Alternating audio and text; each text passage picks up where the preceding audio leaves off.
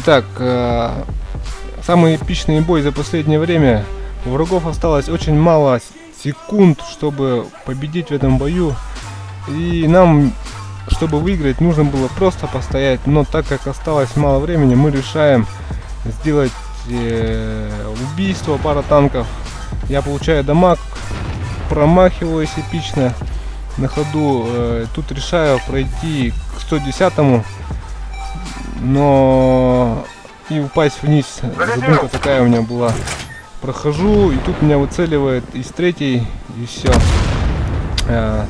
Дальше у нас смог.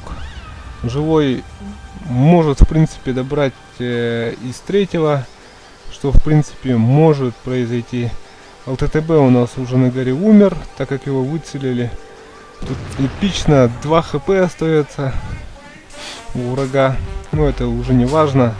Остается 13 секунд, и тут у нас фуловый Макар.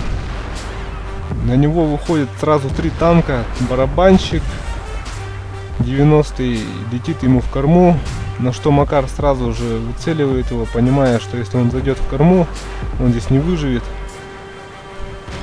90-ик промахивается, и все, остается 3 секунды, ребята.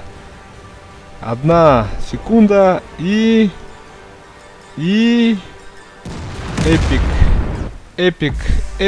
эпичный. Да, вот так вот можно иногда затащить. Если команда просто как мы выходим и, грубо говоря, дарим себя.